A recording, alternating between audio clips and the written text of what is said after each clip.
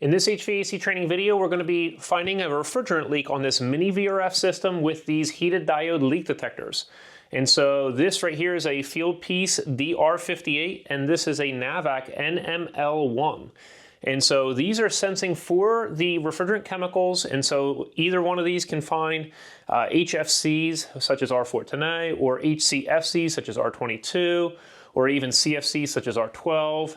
This one's also listed as finding HFOs like R1234YF. But I want to take you in for a up-close view of this. And so if you can see right here, we've leaked out so much pressure to where we're at 125 PSI, and this system has R410A inside, and if we convert that to the saturated temperature, we're at 43 degrees. But presently you see we're at 68 degrees in the room. That tells you that if there's saturated refrigerant in this mini VRF system, that we actually should have about 201 PSI, because that will correlate to about 70 degrees. And so we should have a much higher pressure. So what it's telling us is it's leaked out almost all the refrigerant out of this unit, and there must be some decent sized leaks on this system.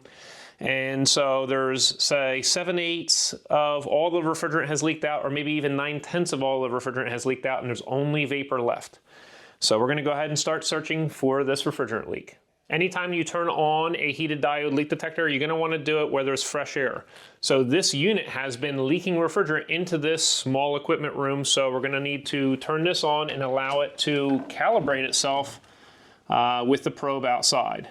So this is considered the warm-up time period, and so you got to give it about, say, 30 seconds or so. It'll tell you how many hours you've used it and so on. Now down here, you're going to hear a beep when it's done, but we're going to be on the auto zero. And so when we bring it into the room, it's probably going to be going off because it's going to sense the refrigerant gases in this room.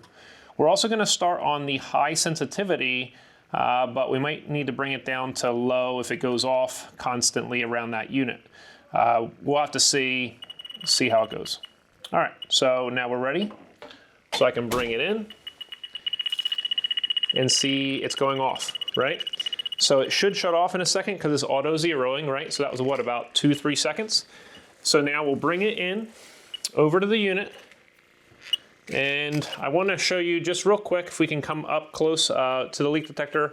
Up high, you see there's a H, and so that means it's high sensitivity.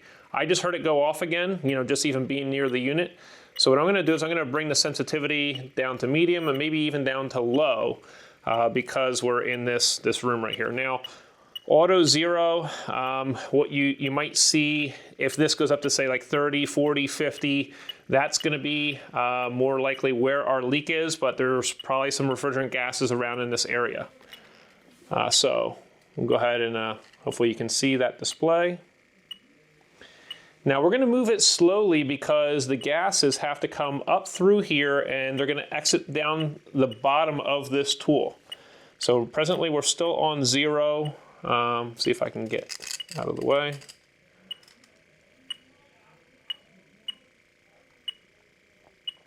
Now if this tool does go off, we might need to backtrack a little bit to where we were previously measuring at, because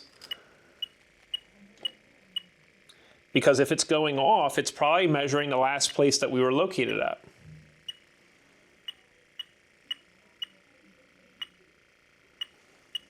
So we're picking up a little bit, but I think that's just the surrounding refrigerant around here. So we're getting closer to something.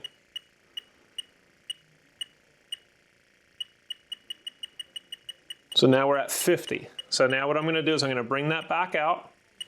So you notice the highest measurement we were at was down here. So because we have such a high number at this location, that's telling us that that's where our leak is located at. Now you're going to notice that that meter should go to zero, so right there. So it's recalibrating for the amount of chemicals in the air right at that location. And so we need to pull it away again, and then we can come back, and then it's going to go off again. And so that's the auto zero function that you're noticing when it goes back to zero. Now what we could do is we could just press this to manual, so that's a manual zero. And if you want to zero it out again, you can just press this again, just like that. And then we can bring that in. And so basically, it's just going to hold that number. So as you're getting closer to that leak source, it's just going to get higher, or it's going to just basically hold the number even. And so right there is where our leak is located at. So what we would now want to do is add our non-corrosive bubble leak detector to that joint because we want to definitely pinpoint it and verify that that is the leak source. And so you can see that that bubble is forming right there. And so we could just rub it away, and you see the bubbles forming yet again. So that flare is going to have to get remade again after recovering all the refrigerant out of the system. Now on this heated diode leak detector, the NML1, we're going to go ahead and turn it on once again in an environment where it has fresh air. So we're going to go ahead and put it right out this wall right here, and we're going to turn it on.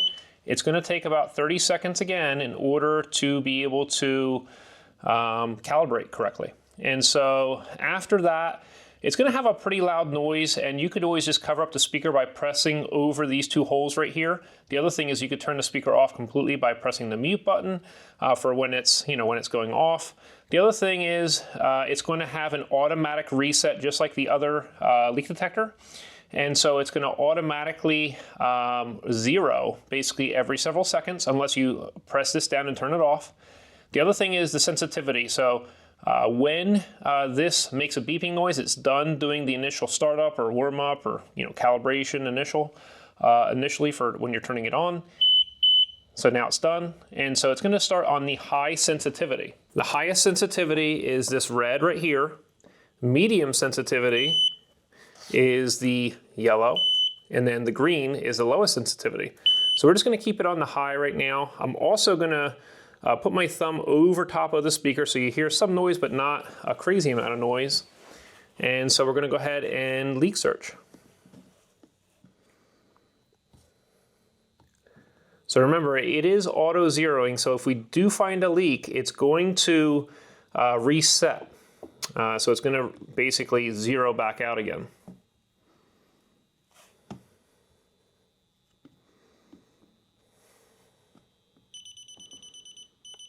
All right, so you see right there must be a leak right there. And then you see it went back to zero again. So we're just going to pull it back out here, let it kind of calibrate out there. Make sure that it's not over here in this press fitting. It doesn't seem to be here. It does seem to be right there.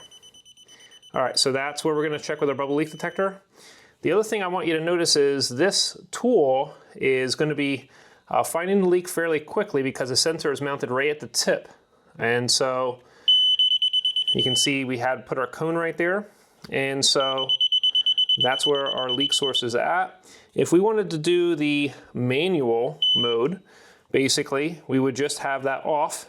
We would just press it to reset it, and then we would bring it in, just like this. Now, when we do that, it's not going to auto zero. It's just going to continue to make that noise. You hear that I'm blocking some of that noise out, so you can still hear it, but it's just not as loud. All right, so that's how the manual mode works. Just wait for it to clear.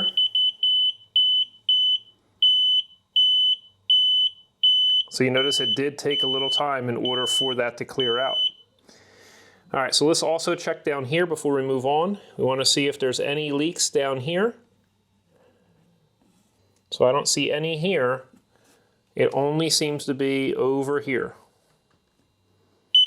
You notice it did not take very long at all for this tool to go off.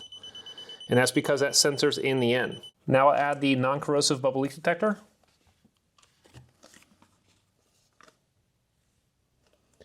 Okay, I can see one bubble forming, there's two. So it's right in the front of the flare nut right there. So it's very small, it's a very small leak. Hopefully you can see that. So to fix that leak, we would have to recover the refrigerant out of the system and remake that flare.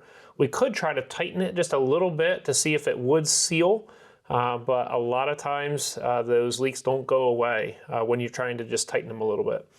Plus, if this was already tightened down to the correct torque value, you're going to be over tightening it, and you don't want to do that. It could de-thread on on the threading of the flare nut, so the best thing to do is to remake that flare. So I hope this video on heated diode leak detection has helped, and if you want to learn more about HVAC, make sure to head over to acservicetech.com and also check out our books, the Refrigerant Charging and Service Procedures for Air Conditioning book, 2nd edition, as well as our Inverter Mini-Split Operation and Service Procedures book.